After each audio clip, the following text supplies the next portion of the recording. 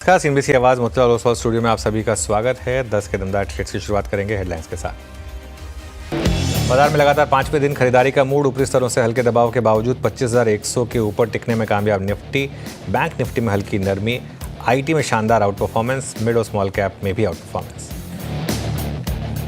IT शेयरों में आज तूफानी तेजी, 1.25% से ज्यादा चढ़ा इंडेक्स, 4% से ज्यादा उछाल के साथ वायदा का टॉप गेनर बना सीएनबीसी आवाज का बिग स्टॉक को फोर्ज। साथ ही परसिस्टेंट, केपीआईटी टेक्नोलॉजीज, एम्फोसिस और टाटा एलेक्सी में भी रौनक। आईटी के साथ मेटल और डिफेंस शेयरों में भी अच्छी रौनक, 1 से 1.5% चढ़े दोनों इंडेक्स। मेटल शेयरों में नाल्को और हिंदुस्तान कॉपर में करीब 2% का उछाल, वहीं डिफेंस शेयरों में 2 से 3% चढ़े हैल, बीईएल और बीडीएल। और मॉर्गन स्टैनली की बुलिश रिपोर्ट से ग्रासिम में जोरदार तेजी, शेयर 3% के ज्यादा उछाल के साथ बना निफ्टी का टॉप गेनर। सीएनबीसी आवाज के बिग स्टॉक्स में भी हुआ था इसका सटीक एनालिसिस।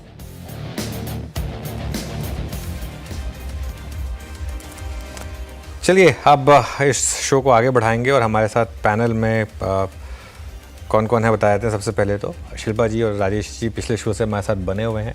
हमारे साथ विकास सालुंके जुड़ेंगे और नीलेश जैन भी जुड़ेंगे अपने टॉप ट्रेड्स के साथ। आज मार्केट के मेगा ट्रेंड्स पर बात करने के लिए 361 की प्रेसिडेंट अनु जैन होंगी हमारे साथ, उनसे बातचीत होगी। और मंगलवार है, इसके लिए केडियानॉमिक्स के फाउंडर सुशील केडिया भी हमारे साथ अपने बिग एंड बोल्ड कॉल्स के साथ मौजूद रहेंगे। ये सब कुछ ही देर में आपके लिए स्क्रीन पर। लेकिन आज कुछ स्टॉक्स की बात करते हैं मार्केट में। अब एक और सेक्टर जुड़ रहा है, एक बजा निफ्टी फार्मा लेकर आइए आप स्क्रीन पर। और 2 स्टॉक्स क्लियरली स्टैंड आउट हो रहे हैं इसमें इंट्राडे में। एक है औरोबिंदो फार्मा और एक है जाइडस लाइफ। जाइडस लाइफ आशीष, अब वो जब हमने उस दिन पिक किया था बिग स्टॉक्स में 880 पे था, जब ये बात हुई थी कि ये एक डार्क हॉर्स रहेगा क्योंकि मार्केट ने कुछ ओवर रिएक्ट किया था गाइडेंस पर। 880 से 980 तक का मूव। इसके अलावा 1-2 स्टॉक्स देखिए आप, कोटक महिंद्रा बैंक, हालांकि बैंक निफ्टी वीक है लेकिन कोटक महिंद्रा बैंक में अच्छी स्ट्रेंथ है आज। ये स्टॉक अब डे हाई के करीब आता हुआ। मैं थोड़े डे हाई वाले स्टॉक्स पिक कर रहा हूँ। आईटीसी, डाबर यहाँ पर डे हाई है। पिडिलाइट ये डे हाई पर आया स्टॉक। उसके अलावा डिफेंस के सारे स्टॉक्स यहाँ पर डे हाई। और एक स्टॉक जिसमें आज थोड़ा सा लोग मुझे लग रहा है कि फंसे होंगे सुबह शॉर्ट करके, टाटा मोटर्स। आई थिंक सुबह आज सारे ब्रोकरेजेस नेगेटिव थे लेकिन स्टॉक कुछ और ही चाल चल रहा है आजकल। यहाँ पर मोमेंटम काफ़ी शानदार। आशीष बिल्कुल ठीक है, मार्केट सीखी है। थर्ड डे बोला था थोड़ा सा कंसोलिडेशन टाइप मूव्स देखने को मिलेंगे, जब हम लोग सुबह 8 बजे चर्चा कर रहे थे वैसे ही कंसोलिडेशन टाइप है। अच्छे back to back strong session जब हमने देखे थे उसके बाद, और बात यही हुई थी सुबह डिप्स में खरीदारी करने का मन, और वो 25,050 के आसपास के जोन्स पे आए, उन लेवल्स पे एसएल प्लेस करके खरीदारी करने के मौके, और अटके हुए हैं अपने वो पहले रेजिस्टेंस बैंड पे। अपन कल भी उसी बैंड पे फंसे हुए थे जिसकी चर्चा सुबह हुई थी। आज भी 25,100 से 25,200 जो शायद नियर टर्म कॉल राइटर्स का जोन भी है, वही मामला फिलहाल के लिए अटका। आज भी 199 के थ्रेशोल्ड पे जाके खुले थे, मामला पस पड़ा था और वापस अब उसी बैंड पे आके खड़े हुए हैं। यह बाजार की अब तक की तस्वीर है। एक बार निफ्टी की कंट्रीब्यूशन प्लेट आप लोगों की स्क्रीन पर रख देता हूं। जो स्टॉक्स मदद कर रहे हैं, कोटक अभी बात हुई थी, कोटक की तरफ से मजबूती, ग्रासिम वो अपग्रेड, टीसीएस, इन्फोसिस जो आईटी की बात हुई थी, mid cap IT out perform कर गया है। सुबह से खूब चर्चा हुई है मिड कैप आईटी और आईटी स्टॉक्स पे। ये दोनों दिग्गज आपकी स्क्रीन पे।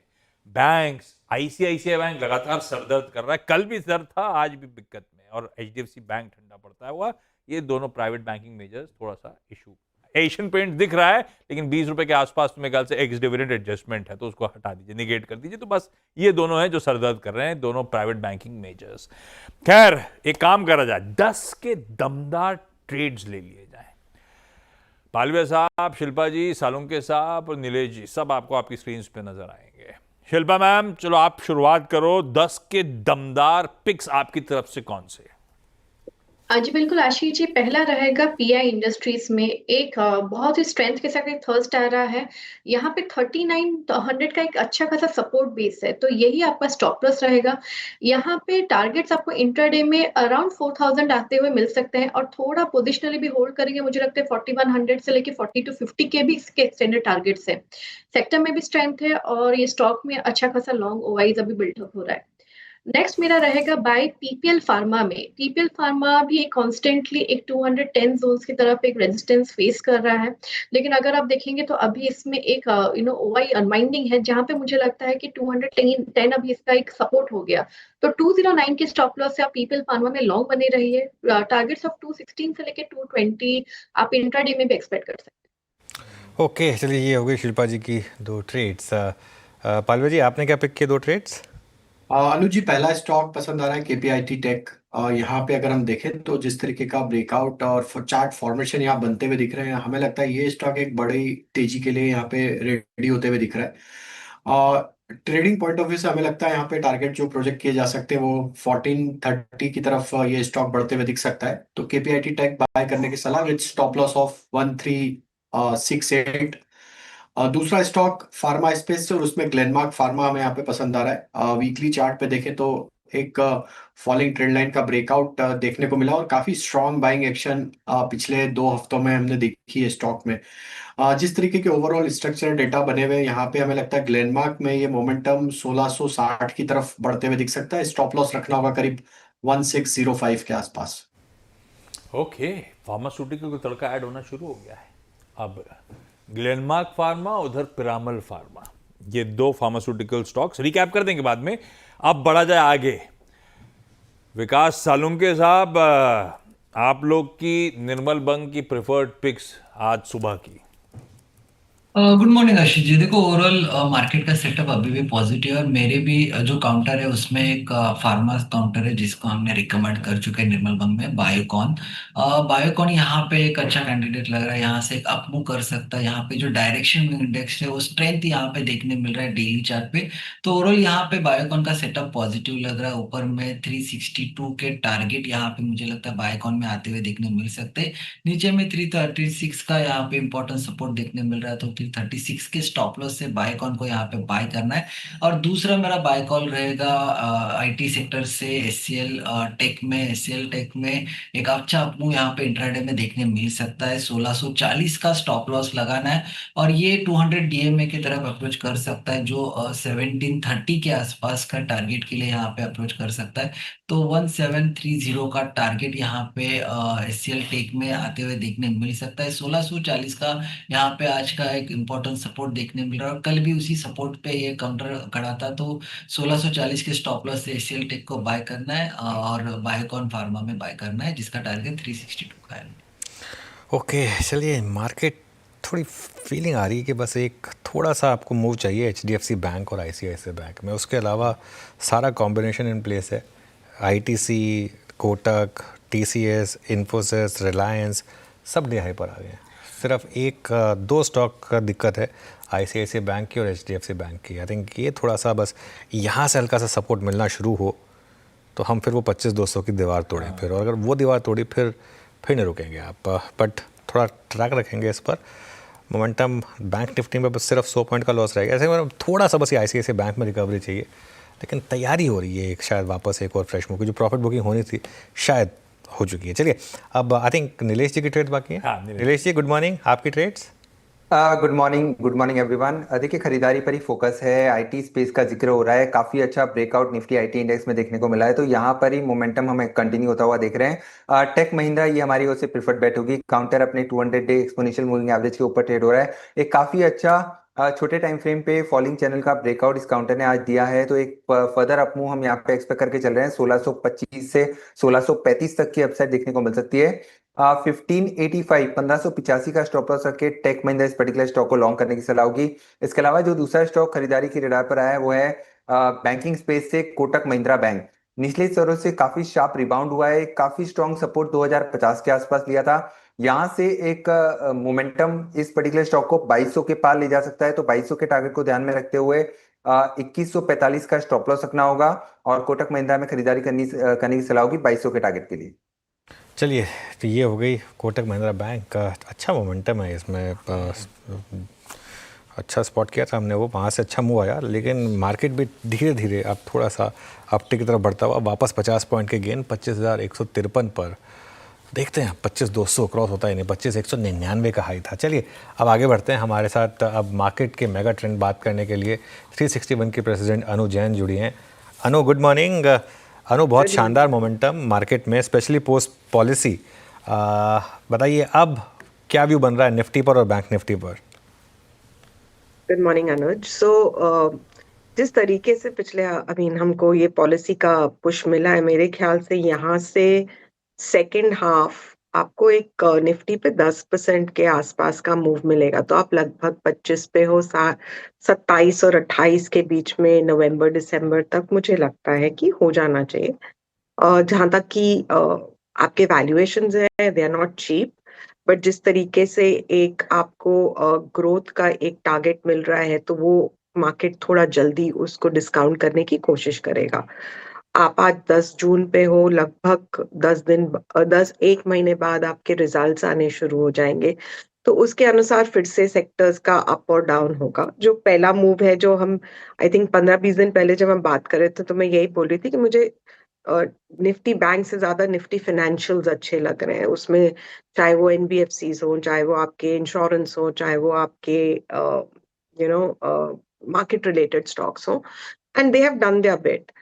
इस लेवल पे अगर आप निफ्टी बैंक देखेंगे, तो ये जो 56,840 कल का क्लोज है, तो आप 57,500, रफली अबाउट 58,400, ये आपका एक लॉजिकल टारगेट बनता है।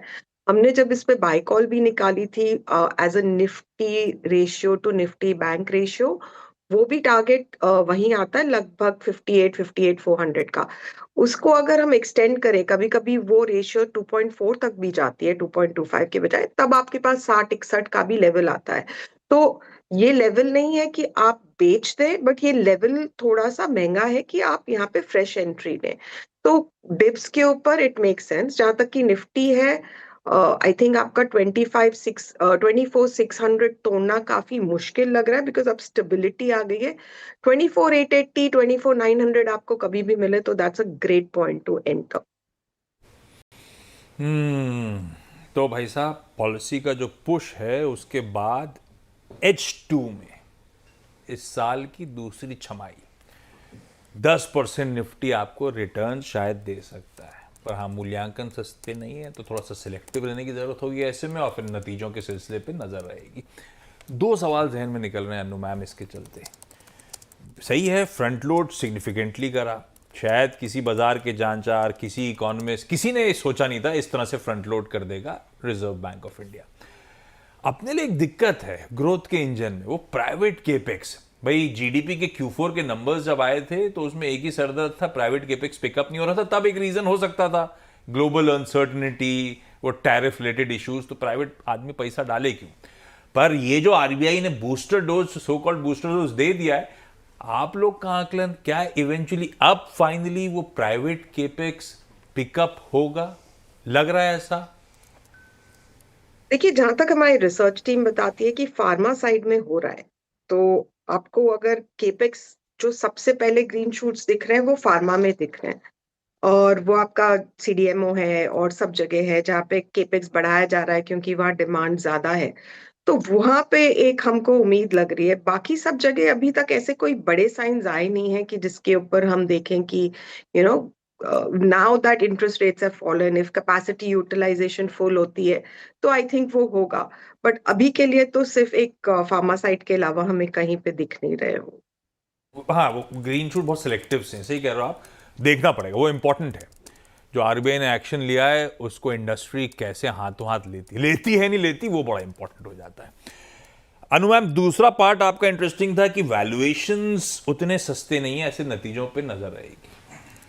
पर जब एक तो सितंबर क्वार्टर ऑनवर्ड्स ये है कि ग्रोथ पटरी पे लौटी नहीं है, लेकिन सीक्वेंशली थोड़ा बहुत हालात धीरे धीरे इंडिया इंक के इंप्रूवमेंट की तरफ बढ़ जरूर रहे हैं।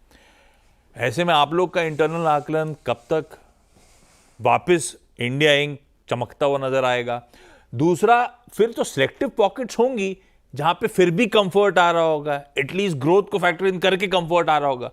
फिर वो पॉकेट्स कहां पे जहां पे आप लोग नया पैसा झोंक रहे हो? झोंकने का वर्ड थोड़ा सा स्ट्रांग लगता है आशीष, बट ओवरऑल वो पता है, अंग्रेजी वर्ड डिप्लॉयमेंट का ही हिंदी है और कुछ नहीं है। बट जिस तरीके से अभी दिख रहा है, देखिए सेक्टर रोटेशन चल रहा है, आप अगर देखेंगे तो आपका फार्मा काफी टाइम से कंसोलिडेट कर रहा था, आज पहला साइन दे रहा है कि शायद it's moving out of that consolidation. आपका मेटल स्टॉक्स, इनफैक्ट अगर आप देखेंगे कि टैक्टिकली अगर 10% के लिए पैसा जल्दी डिप्लॉय करना है तो वो सिग्नल आपको मेटल सेक्टर से दिख रहा है। वो ग्लोबली भी दिख रहा है क्योंकि ग्लोबली भी कमोडिटीज और मेटल्स अच्छे कर रहे हैं। और अगर आप अपने इंटरनल स्टॉक्स भी देखें तो उनमें भी सब में सिग्नल है कि अगर आप 3 से 4%, आप इंडेक्स को ही देख लीजिए, उसका 9,480 के आसपास है।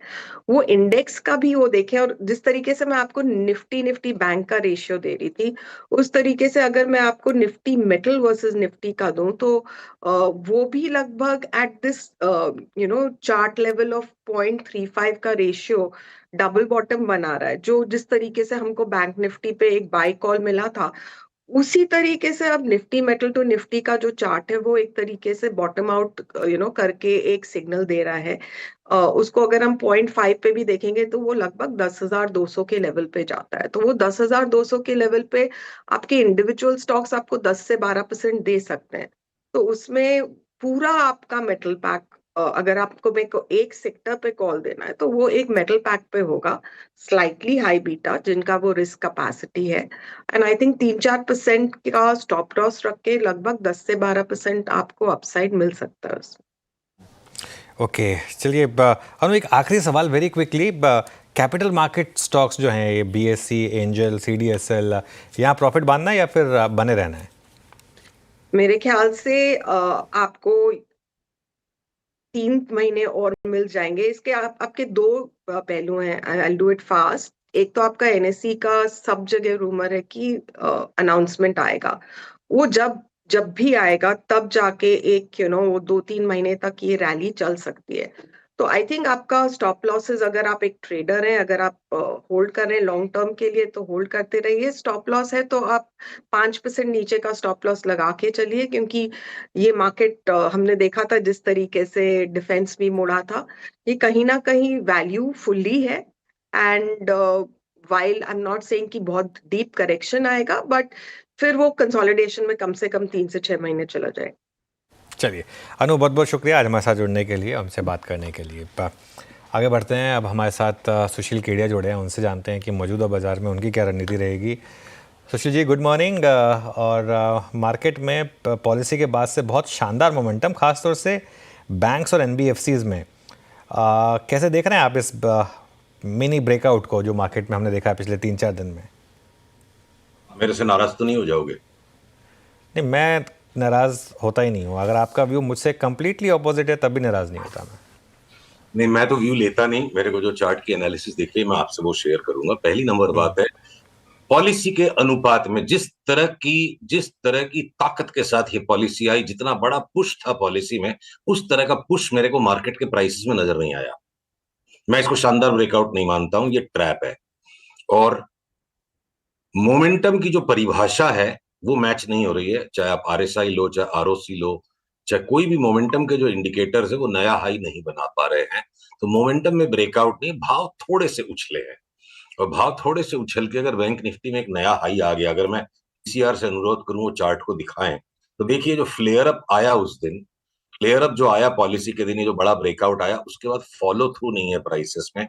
और हमारी फोरकास्ट अभी भी यही बनी हुई है कि 53,800 तक हम जाएंगे। मैं ज्यूम कर रहा हूँ, चार्ट आपको दिख रही होगी मेरी।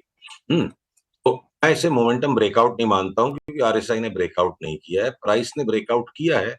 तो ब्रेकआउट के अंदर फॉलो थ्रू का स्ट्रेंथ नहीं, मुझे ट्रैप लग रहा है। और जितनी स्ट्रॉन्ग पॉलिसी आई उस हिसाब से प्राइसेस के अंदर जो एक्शन मुझे दिखना चाहिए था वो संतोषजनक नहीं है, इसलिए मैं सावधान। चलिए, बिल्कुल, जैसा हमने कहा कि वो आपका व्यू है, बिल्कुल रिस्पेक्ट करते हैं उसका। तो अब यहाँ पर ट्रेड क्या है फिर? निफ्टी और बैंक निफ्टी दोनों में ट्रेड क्या बनेगी? पीसीआर से अनुरोध है एक बार वापस से मेरे स्क्रीन की इस चार्ट को दिखाएं। देखिए निफ्टी ने भी अपने पिछले हाई को क्रॉस तो कर दिया 25,130 को, पर इसे हम रेगुलर बी वेव कहते हैं। ये जो है ना एक ट्रैप है, ये बुल ट्रैप है। हम लोग ट्रैप हो जाने के बाद आइडेंटिफाई करते हैं कि बुल ट्रैप है। अगर पैटर्न्स को समझा जाए पहले से कि ये ट्रैपी पैटर्न, यहाँ फंसना नहीं और इंतजार करना है कि जैसे नीचे की चाल आए तो हम 24,500 तक के लिए एक बार के लिए अनुज जो 22,000, 21,500, 20,500 तक की भी बातें होने लग गई थी, उसको थोड़ा हो सकता है टाइम में पोस्टपोनमेंट आए और एक बार के लिए ट्रेडिंग रेंज लगती है 24,500 के नीचे जाना कठिन है इमीडिएटली। यहां से अगर कोई को ट्रेडिंग करनी है, एक बार 24,500 जाए, फिर हम वापस करंट लेवल पे आए, इतनी इतनी क्लैरिटी दिखती है, उसके बाद डिसाइड करेंगे कि वो 21,000 की चाल आती है कि नहीं। यहाँ चढ़ के लेने का नहीं है। अगर साइड होके बैठ सके बाजार में शॉर्ट टर्म ट्रेडिंग करने की बजाय, जहां लॉन्ग टर्म बड़े ब्रेकआउट्स कुछ आ रहे हैं, अगर उन पे हम फोकस करें तो ठीक है। बहुत गिने चुने स्टॉक्स के अंदर में अगर ट्रेंड है तो उन पे फोकस करें, तो अभी भी आईटी के स्टॉक्स आप ले सकते हो। पर अदरवाइज ट्रेडिंग ही करनी है कि बस उसके बिना माना नहीं जाएगा, तो 1-2 दिन रुकिए, जरा निफ्टी नीचे की तरफ चलने लगे तो बेच के ही कमाने का मौका बेटर लग रहा है। और 24,500 से ज्यादा की मैं मंदी को अभी फिलहाल के लिए नहीं जोड़ रहा हूँ। ये डब्ल्यू पे आगे बढ़ी, ये क्या हुआ, वेव्स पैटर्न हुआ? हाँ जी, ऐसा क्या सुशील सर? तो मैं सही कह रहा हूँ, फिर अगर ये ऐसे तो डायग्राम में तो सही लग रहा है, अगर ऐसे गिर सकता है तो अभी रुकिए, 1-2 दिन वॉच आउट करिए। अगर मामला ठंडा पड़ना शुरू करता है तो हो सकता है ये बाजार बिकवाली के मौके दे। उसी में एक सटल हिंट आपने दी कि कुछ सिलेक्टिव पॉकेट्स और आईटी में नजर रख सकते हैं। आईटी के चार्ट की मैपिंग सुशील सर, और अगर आईटी में नजर रखनी है तो उसमें ज्यादा अल्फा कहां जनरेट हो सकते हैं? कौन से स्टॉक्स आपके रडार पे हैं? देखिए आईटी के स्टॉक्स में ना जो घटने को रेडी नहीं है वो, तो इसलिए मैं उनको, सभी चीज तो निफ्टी के अंदर एक साथ चलेगी तो फिर निफ्टी खाली 24,500 की हो जाएगी, बहुत नीचे चली जाएगी। सेक्टर रोटेशंस चल रहे हैं जिसमें आईटी में अभी स्ट्रेंथ है, स्पेस है, जूस है। हाँ, तो वो स्पेस हो सकता है बजाज फाइनेंस, बजाज फिनसर्व भी नया हाई दिखा दे, पर जितना बड़ा डाउनसाइड उनमें आगे चल के आ सकता है उसके कंपैरिजन में, अगर मान लीजिए फॉर एग्जांपल बहुत मिनिमल अपसाइड बचा है, इसलिए मैं उनको अवॉइड कर रहा हूं। पर जो आईटी के स्टॉक्स के अंदर में सस्टेन्ड अपसाइड है, इवन इफ निफ्टी में डाउनसाइड आए, इसलिए मैं आईटी को प्रेफर कर रहा हूं। तो चाहे वो टेक महिंद्रा हो, चाहे एम्फेसिस बीएफएल हो, चाहे एलटीआईएम हो, चाहे इन्फोसिस हो, 1-2% की डाउनसाइड से ज्यादा नहीं दिखती और सस्टेन्ड अपसाइड इनमें दिख रहा है। तो इरिस्पेक्टिव ऑफ निफ्टी का शॉर्ट टर्म 15 दिन का व्यू, हम आईटी में लगातार तेजी अभी करेंगे। बिल्कुल ठीक। तो आईटी में आने वाला समय एक अच्छा आउट परफॉर्मेंस हो सकता है, वो आज स्क्रीन पे दिख भी रहा है। आईटी आज सुबह से जब से खुला है, पहले मिड कैप फिर लार्ज कैप, सब वो आईटी इंडेक्स आपकी इसमें डायरेक्टर साहब ने रखा था, बड़ा दमखम दिखा रहा है। खैर, ये पॉकेट रडार पे। सुशील सर, सब रिटेल वो समझ नहीं आ रहा, मोमेंटम स्टॉक्स। अब मोमेंटम स्टॉक्स में दो तरह के, एक तरफ डिफेंस रह रहे कि खूब अच्छी मजबूती दिखा रहा है, दूसरा बहुत सॉलिड आउट परफॉर्मेंस। वो कैपिटल मार्केट से जुड़ी स्टोरीज आए दिन चली जा रही हैं। ये मोमेंटम कितना और दमखम दिखा सकता है? आपका व्यू क्या है, या अब हो गया, आप इससे दूर हो इन पॉकेट से जहां पे बहुत सिग्निफिकेंट मोमेंटम बन रहे हैं? फरवरी मार्च में जब हम चीख चीख के डिफेंस के स्टॉक्स दिला रहे थे तो उपहास के पात्र थे, उपहास के पात्र थे। और अभी जो मैं कहने जा रहा हूं उसमें हमारा और भी ज्यादा उपहास होगा, पर बात को बड़ी स्ट्रेंथ के साथ कहना जरूरी है जब चार्ट्स बिल्कुल स्ट्रांग हो। एक कोचिन शिपयार्ड जैसा स्टॉक अगर 3 डिजिट में आ जाएगा, 980, 990 कुछ भी हो जाए, तो कोई आश्चर्य की बात नहीं होगी। सारे पिछले फरवरी मार्च के लो डिफेंस के स्टॉक्स में टूट सकते हैं, उतना खतरा है इनमें। वो टारगेट हम नहीं सेट कर रहे हैं, पर उतनी जगह जब चार्ट में दिखती है, हो सकता है फ्यूचर में चार्ट बदलेगी, हम आपके पास आके बदल जाएंगे। तो अगर रेसिडुअल अपसाइड मिनिमल बचा है, बिल्कुल फ्यू ड्रॉप्स ऑफ रिटर्न्स, और डाउनसाइड सब्सटैंशियल हो सकता है, इसलिए हमने अपने क्लाइंट से तो डिफेंस के सारे स्टॉक्स में से एक एक करके निकल जाने की सलाह दे दी है। शॉर्ट सेलिंग वगैरह बहुत अग्रेसिव हो जाती है, वो हम बाद में देखेंगे, अभी तो सारा लॉन्ग अनवाइंड करें। और रही कैपिटल मार्केट्स के स्टॉक्स की बात, तो ठीक है, बीएसई में हम शॉर्ट करने के इंतजार में थे, वो फटता चला गया। अब सीडीएसएल 1000 वाला 1800 हो गया, और 1000 रुपए में हमने उसमें लॉन्ग किया था 2200 के लिए। रेसिडुअल 400 रुपए की रिटर्न बची, और 400 रुपए का करेक्शन अगर बीच में आ जाएगा तो जिस दिन ये नीचे बंद दे देगा, मेरे को टेक प्रॉफिट करना पड़ेगा कैपिटल मार्केट्स के स्टॉक को भी। घर में पहले कैपिटल को प्रोटेक्ट कीजिए, बाद में मुनाफे को। बची हुई 400 रुपए के रिटर्न के लिए मैं 400 रुपया मुनाफे में से वापस दे दूं, तो अगर सीडीएसएल जिस दिन नीचे का बंद दे देगा, हम तो टेक प्रॉफिट कर लेंगे। चलिए ठीक है। अच्छा, पिछले मंगलवार आपने कहा था कि अगले मंगलवार आप कुछ शॉर्टिंग आइडियाज़ डिस्कस करेंगे। काफ़ी नाम है जो आपके रेडार पर हैं, क्या होंगे वो नाम? देखिए, पिछले मंगलवार के बाद आरबीआई की भी पॉलिसी आने से थोड़ा सा माहौल बदला है, कि रीएडजस्टमेंट करना पड़ेगा, कि लार्ज फॉल पोस्टपोन्ड हो सकते हैं। तो मैं फिर भी इनमें अगर कुछ नाम आपको अगर अभी बताता हूं, स्टील के स्टॉक्स में घूम फिर के, चाहे वो steel authority of India limited हो, टाटा स्टील हो, काफी गिर चुके हैं और थोड़ा रिबाउंड आए तो उन्हें बेचना चाहिए। भारती जो है वो अब घटने के मुख पे है। अडानी पोर्ट्स ने घटना शुरू कर दिया है, एक टेपरिंग ऑफ हो गई है। एपीएल अपोलो एक आध दिन में हो सकता है इसमें बड़ा शॉर्ट बन जाए। तो स्टील मेटल्स के शॉर्ट्स हो गए आपके। अभी हम चलो स्टील मेटल्स पे ही रखते हैं ध्यान को, शॉर्ट सेलिंग अभी हम मेटल्स में ही करेंगे। मेटल्स, बल्कि मैं फॉलोअप में मेटल्स पे आने वाला था कि आपने बेस मेटल्स की खुद स्टडी करी तो अब तक, क्योंकि स्ट्रीट बड़ा बुलिश था, day on day base metal बड़ा इंचअप कर रहे थे, आज भी क्यूज अच्छे थे, पर सुशील सर कह रहे हैं ऊपरी स्तरों पे ये पॉकेट्स जो हैं दरअसल मामला ठंडा पड़ने की तैयारी। तो सेल, टाटा स्टील, इवन भारतीय, अदानी पोर्ट्स, एपीएल अपोलो, ये स्टॉक्स हैं जो दिक्कत में आ सकते हैं। तो आपके प्रेफर्ड आइडिया सुशील सर, जाते जाते आप दाव कहां लगा रहे हो? आपके कन्विक्शन स्टॉक्स कौन से?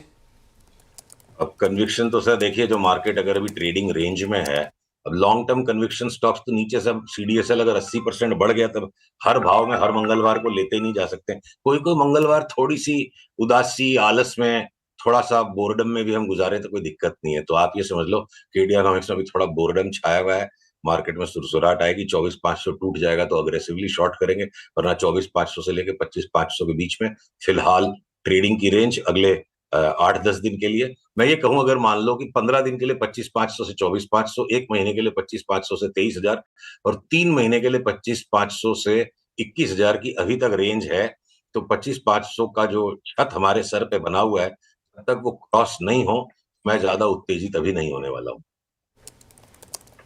ऑलराइट, तो डार्क हॉर्स स्टॉक्स को ही आपको कैश मार्केट में एक दो अगर समझ में आ रहे हो तो जो लग रहा हो कि यहाँ से 5-6 बैगर बन सकते हैं, इन द पास्ट आपने आइडेंटिफाई किए कैसे कई ऐसे स्टॉक्स चल गए हैं सब नीचे से 40-50% तो अनुज, फिर उनको कभी और पुलबैक में ही अब यहाँ ले लेंगे, 10-12% घट जाएंगे तो फिर वो लोक निंदा शुरू हो जाएगी। तो देखते हैं इसे अगले मंगलवार के लिए। चलिए अगले मंगलवार के लिए रखते हैं उन स्टॉक्स को। बहुत बहुत शुक्रिया सुशील जी आज हमारे साथ जुड़ने के लिए और अपना व्यू रखने के लिए। अगले मंगलवार फिर करेंगे आपसे बातचीत। मार्केट ठीक है, थोड़ा सा डे हाई और डे लो के बीचों बीच ट्रेड कर रहा है। 25,055 का लो था, 25,200 के करीब का हाई था। अभी भी है ग्रीन में, मिड कैप में शानदार मोमेंटम है, बैंक निफ्टी रिकवर कर रहा है और आईटी क्लियरली आज की टॉप पॉकेट। एक फ्रेश ब्रेकआउट स्पॉट किया है टीवीएस मोटर बजरा लेकर आई है। आई थिंक यहाँ पर एक अच्छा मूव इस समय आपको बनता हुआ दिखाई देगा। चलिए ऐसे कई ब्रेकआउट स्टॉक्स और आपके सवालों के जवाब अगले शो में मिलेंगे आपको। आशीष और मैं आपसे इजाज़त लेंगे और ब्रेक के बाद श्रेय और कंचन लेकर आएंगे ट्रेडर्स हॉटलाइन।